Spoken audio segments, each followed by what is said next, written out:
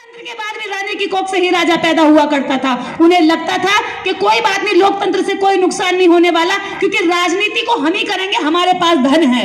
पर उन्हें नहीं पता था कि एक ऐसा भी व्यक्ति आएगा जो कहेगा, ये चप्पल सिलने वाले, चल तू भी नेता बन सकता है, ये रेहड़ी चलाने वाले तू भी नेता बन सकता है, ये रिक्शा चलाने वाले तू भी नेता बन सकता है, ये महिला गांव में घास खोदने वाली तू भी नेता बन सकती है। और साबित भी करके दिखाया, मुख्यमंत्री एक औरत को बनाया, एक ने चार बार बनाया। जूता बनाने वाला केवल वोट नहीं देता है, अब ये सोच मान्यवर साहब ने दी कि मैं केवल वोटर नहीं हूं, मैं नेता भी बन सकता हूं, कॉलर खड़ा करके अपनी बात संसद में बोल सकता हूं।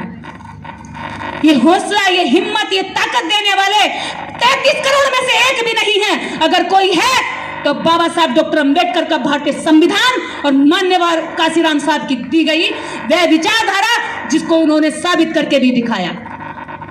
अपनी बहन बेटियों को कमजोर मत समझिए और इस देश के समस्त अंबेडकरवादियों से, मानवतावादियों से, लोकतंत्र को बचाने वालों से कह देना चाहती हूं कि अब तुम अकेले नहीं हो।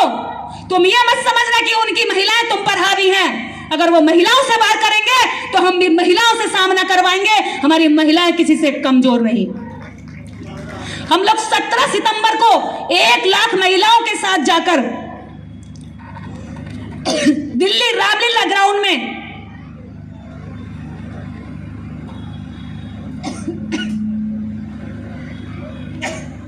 सितंबर को हम लोग दिल्ली रामलीला ग्राउंड में 1 लाख महिलाओं के साथ, मिनिमम हमने 1 लाख महिलाओं की तैयारी कर रही हैं हम लोग, और उसमें लाखों की तादाद होगी।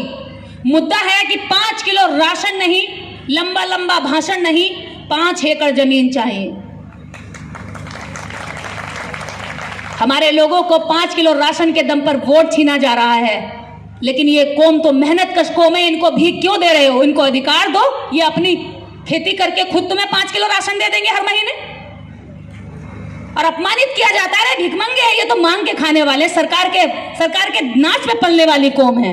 हमको ये कहकर अपमानित किया जाता है कि राशन जरूर तुम्हें राशन मिल के ज्यादा लग गया, इसलिए बातें बनाते हो हमारे लोगों से। क्योंकि वोट परसेंट हमारा गांव में ज्यादा, और उन्हें पता है कि इनको गरीब रखेंगे, अशिक्षित रखेंगे तो ये गुलाम बने रहेंगे। और गरीबी, अशिक्षा और भूखमरी ही आदमी को मजबूर करती है। वोट की वैल्यू को बाबा साहब डॉक्टर अंबेडकर ने दिया और उसकी कदर को करना मान्यवर काशीराम साहब ने सिखाया। उन्होंने कहा कि अगर तुम वोट बेचते हो तो तुम अपनी बहन बेटियों की आबरू बेचते हो। ये वोट नहीं है, तुम्हारे बच्चों का भविष्य है, तुम्हारे बच्चों की शिक्षा है, स्वास्थ्य है, रोजगार है, तुम्हारी सुरक्षा है। इसको हमें समझना पड़ेगा और अपनी महिलाओं को भी समझाना पड़ेगा। उन्होंने सिलेंडर देकर हर महिला को काबू में किया कि भाई हमने सिलेंडर दे दिया, और हमारे लोग उनके झांसे में आ गए। उन्होंने कहा कि हमने सिलेंडर दिया है, चूल्हा दिया है, लेकिन उसके 1000 गुना कुछ ही सालों में महंगा करके आपसे उसका 4 गुना लूट लिया।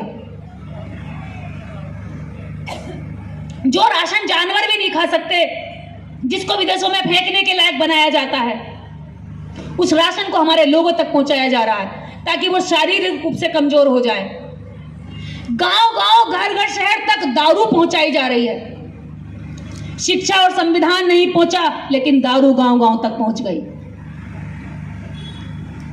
जहां बाबा साहब डॉक्टर अंबेडकर का विचार नहीं पहुंचा, वहां उन्होंने हर तरह का नशा पहुंचा दिया। वहां उन्होंने एक नारा पहुंचा दिया, हर हर मोदी, घर घर मोदी। लेकिन एक समय आज ऐसा है, भले ही हम राजनीति से थोड़ा सा दूर हो गए हैं, लेकिन देश दुनिया के अंदर सबसे बड़ी बात आज ये हो रही है भारत की धरती पर कि वैचारिक रूप से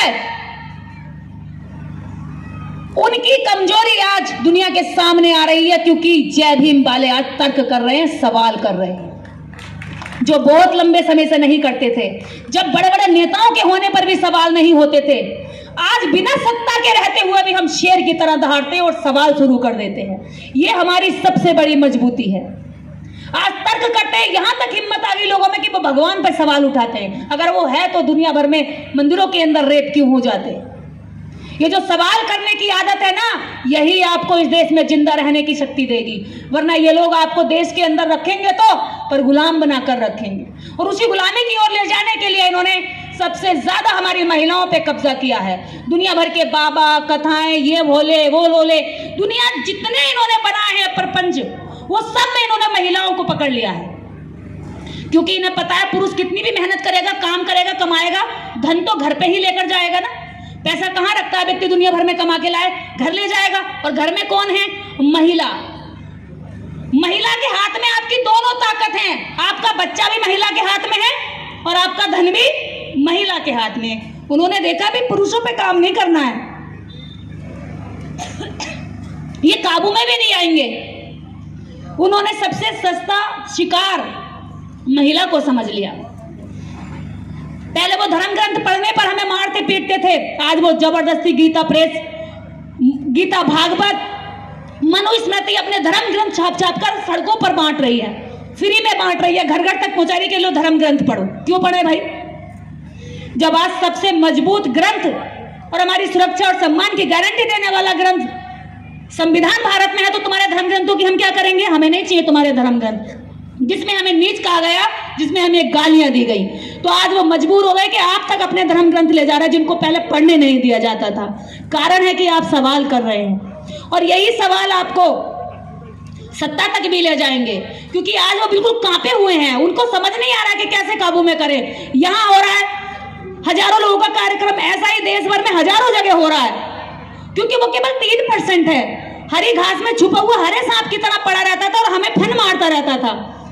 पर जैसे ही अब समझ में आया कि एक तो असमानता वाली विचारधारा है और दूसरी मानवता वाली विचारधारा है, तो लोग कोई भी होगा, मानव का जन्मसिद्ध अधिकार है समानता, न्याय और स्वतंत्रता, तो कोई भी दुनिया का व्यक्ति होगा तो उनकी विचारधारा से प्रभावित नहीं होगा, लेकिन जय भीम की विचारधारा से प्रभावित जरूर होगा। माता रमाबाई अगर इस देश के अंदर बाबा साहब डॉक्टर अंबेडकर के जीवन में नहीं आई होती, तो बाबा साहब डॉक्टर अंबेडकर आज इतने महापुरुष शायद बनने में कहीं कोई कसर रह गई होती। क्योंकि जितना त्याग बाबा साहब का है, इतना ही त्याग माता रमाबाई का भी है। और बाबा साहब डॉक्टर अंबेडकर अपनी पुस्तक भारत का विभाजन, भारत और पाकिस्तान का विभाजन में उस किताब को माता रमाबाई को समर्पित भी करते हैं, और कहते हैं कि रामू अगर तुम नहीं होती तो मैं इतना बड़ा काम नहीं कर पाता।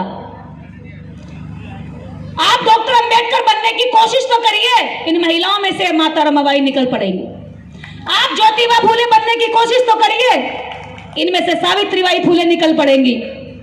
आप कांशीराम बनने की कोशिश तो कीजिए, अनेकों मायावती निकल पड़ेंगी। पर आपको शुरुआत करनी पड़ेगी। हम कोस नहीं सकते, केवल कोस में से काम नहीं चलेगा, हमें उस पर रास्ते पे चलना भी पड़ेगा।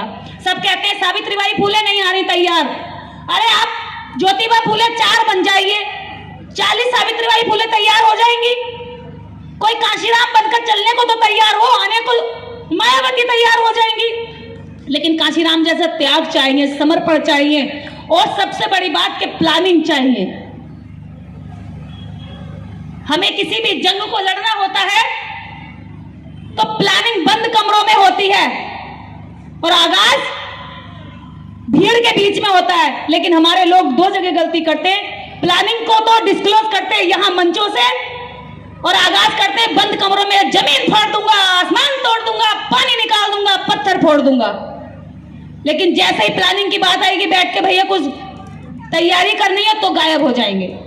तो हमें कुछ चीजों को सीखना पड़ेगा उनसे जिनसे हम लड़ रहे हैं, क्योंकि वो बहुत शातिर हैं, वो जमीन पर काम भी करते हैं। हमें ऐसे कार्यक्रमों के साथ गांव-गांव जाकर के लोगों को जागरूक करने की जरूरत है, इस विचार से जोड़ने की जरूरत है। बहुजन समाज विचारधारा से बनेगा कि कोई देवी देवताओं के प्रकोप से न खत्म होगा, न देवी देवताओं की जादू की छड़ी घुमाने से बन जाएगा। ये हम सबको अपने छोटे छोटे प्रयास करने पड़ेंगे और उन्हीं से ये सफल होगा।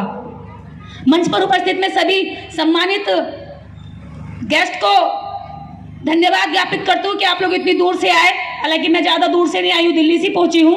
रात हम लोग लौट के चले गए थे, क्योंकि बहुत सारी खबरें ऐसी आ रही थी कि यहाँ पर कर्फ्यू लग गया है, तो मैं रात लौट के चली गई थी। फिर सुबह अर्ली मॉर्निंग भाई साहब ने इतना वो किया, कहते हैं ना भाई बहनों को अगर चाहे तो कहीं से भी खींच के ला सकते हैं, खींच ही लाए। तो फिर मैं सुबह चली हुई यहाँ से, और